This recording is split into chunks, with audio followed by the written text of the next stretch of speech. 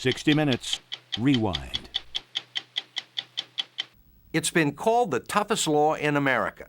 So tough that 4 U.S. Supreme Court justices have questioned whether it violates the ban on cruel and unusual punishment. So tough that a lot of prosecutors and judges refuse to enforce it. We're talking about California's version of the 3 strikes law. It says if a criminal commits a second felony and it's on California's list of serious crimes, the sentence is automatically doubled. Commit a third felony, and the sentence is a mandatory 25 years to life, no matter what the crime, even stealing a bicycle.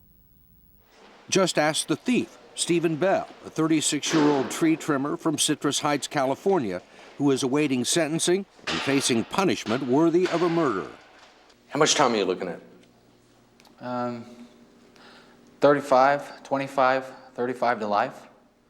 For stealing a $300 bicycle. The DA says so, yes. Bell's problem is his past. He has a history of drug and alcohol abuse and a rap sheet filled with bungled crimes and misdemeanors, including 2 previous convictions for burglary in Nevada. The last one was 10 years ago for stealing a chauffeur's coat and gloves from a garage on New Year's Eve. He said he was drunk and cold. Did you know about the 3 strikes law? I've heard of the 3 strikes law. I didn't know when I made it to this jail that 3 strikes applied to me, strictly, not whatsoever. I thought this 3 strike law constituted to violent people, hurting, killing, raping, not taking a bicycle. And so did most Californians when they overwhelmingly approved a ballot initiative on the 3 strikes law in November of 1994. The main reason was the brutal murder of 12-year-old Polly Klaas, who was taken from her home, raped, and strangled to death by a drifter with a long and violent criminal record. Californians decided they had had enough. And today, the man responsible for America's toughest law is making no apologies. If you're not prepared to lock up criminals, you're not prepared to stop crime. I mean, that's the bottom line. Mike Reynolds is not an elected official. He's not even a lawyer. He's a wedding photographer with a very personal stake in all of this. His 18-year-old daughter, Kimber, was also murdered by 2 ex-convicts who at the time were out on parole. He wanted to make sure that something like that never happened again. So he authored the bill outside the legislative process and collected the signatures to get it on the ballot. What 3 strikes is able to do is go back and look at this person's career in its entirety, and if they deem it necessary, to remove him from society. Now, there's no law that's perfect, but I honestly believe 3 strikes comes closer to being perfect than any other law written. But perfect is in the eye of the beholder. Police officers, prison officials, and legal experts have begun to question whether California's version of the law goes too far. And many judges and prosecutors who are legally bound to enforce the law are getting around it by ignoring a defendant's previous strikes. Usually, criminal laws bark louder than they bite. The 3 strikes law that California passed bites louder than it barks. Franklin Zimmering, a professor of law at the University of California, Berkeley, doesn't believe laws should be written by vengeful fathers.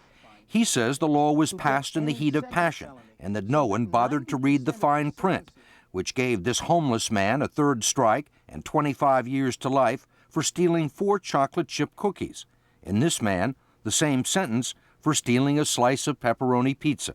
How can stealing a pizza be a felony?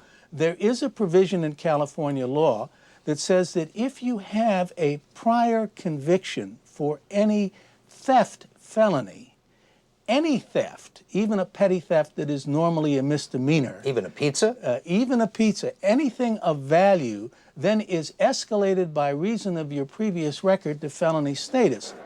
In legal parlance, it's called petty with a prior, which means that an ex-con with 2 strikes could get life for committing what would normally be a misdemeanor.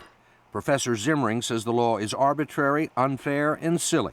Why silly? Silly because it violates the first principle of penal proportionality, which is that you treat more serious crimes more seriously.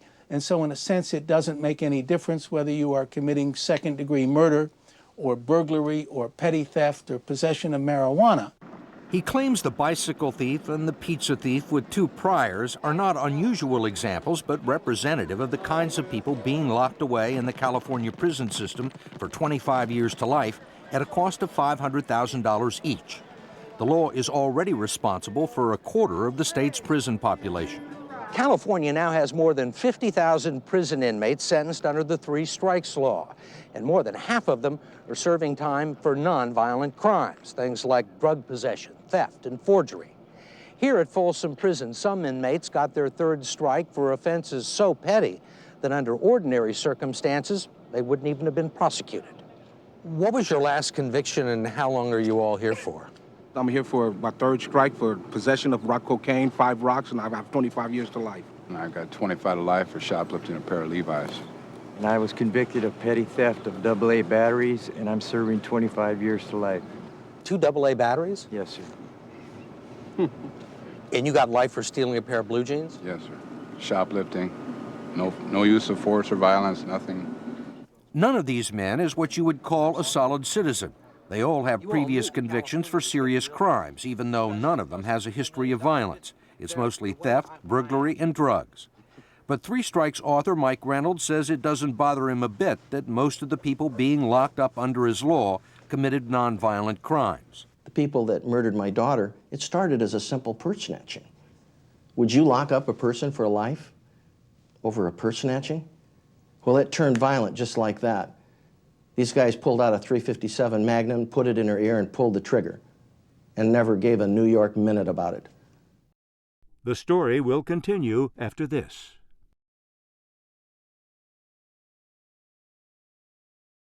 Since the law was passed, crime has dropped 34%. While there's no evidence the 2 are connected, crime's down everywhere, 3 Strikes has become an article of faith among California politicians who have to run for office, including California's Democratic Governor, Gray Davis. I do believe it's appropriate for society to have a law saying that habitual criminals should be sent away for a long period of time. And that if all you're doing is committing crime, you're no more than a parasite. We looked at a study the other day that said the average rapist in California serves a term of about 5.5 years. Yet you've got a bicycle thief, or in some cases, people who had their 3rd strike be stealing cookies or pizza, getting 25 to life. Well, in this pizza case, this fellow tell me had about the pizza case. 5 serious felony offenses before he stole pizza. And let me ask you this, do you want to make a case for people stealing pizza? No. In my mind, I offer an opinion that 25 years to life is a little stiff. But you don't get it for stealing pizza.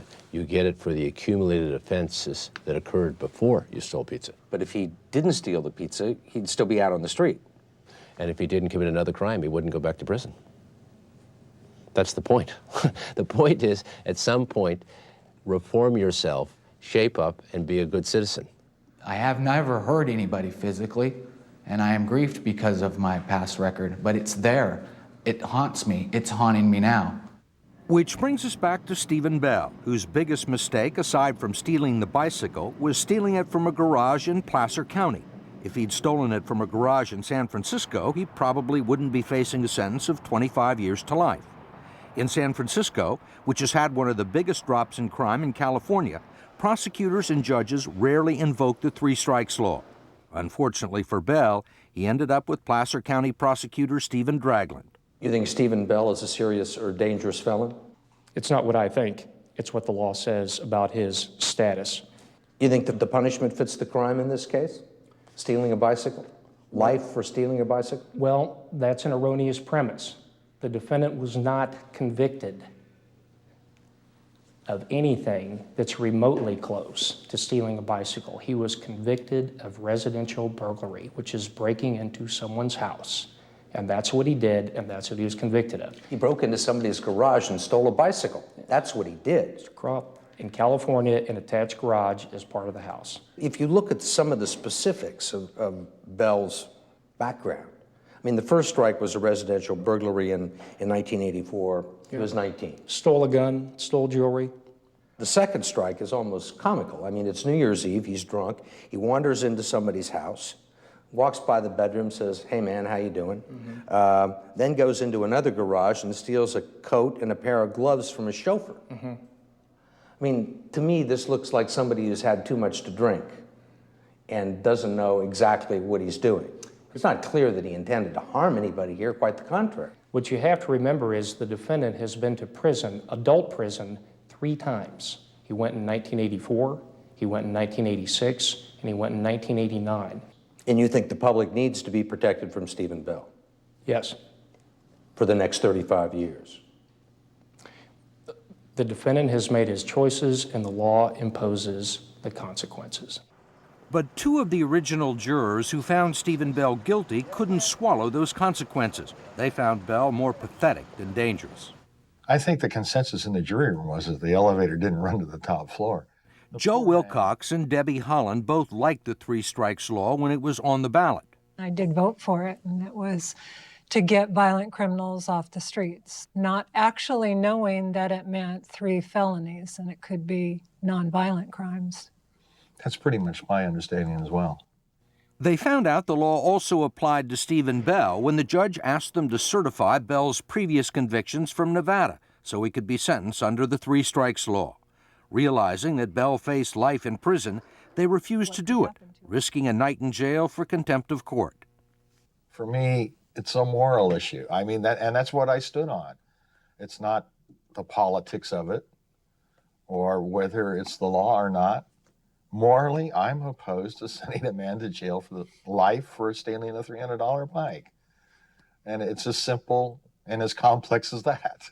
I totally believe he should be punished. He was guilty. But this law is not a fair law. All rise. Judge Joseph O'Flaherty didn't throw them in jail, but he did throw them off the jury. He's yet to formally sentence Bell and can't discuss specifics of the case or what he might do. But he doesn't like the law any better than the 2 jurors do. First of all, it's unjust. It's horribly cost ineffective. We're filling our prisons with these petty criminals. It's not what the voters approved. Judge O'Flaherty says the problem with the law is that it focuses entirely on someone's record and not on the seriousness of the current offense. But as long as judges and prosecutors have to run for election, they're not going to ignore public sentiment. 3 strikes got overwhelming support when it was enacted. Any politician would risk suicide by even talking about it, by even questioning it. It's the classic sacred cow. Last year, the California legislature passed a bill to study the 3 strikes law, to see if it's fair and to see if it's actually accomplishing what Californians wanted. It was vetoed by Governor Davis. Why not at least take a look at it and study it to see if it's successful and see if it's fair? Because I think you have to stay the course. All the evidence I've seen is that this law is working. What are you going to do when you get out? Or if you get out? We will be moving.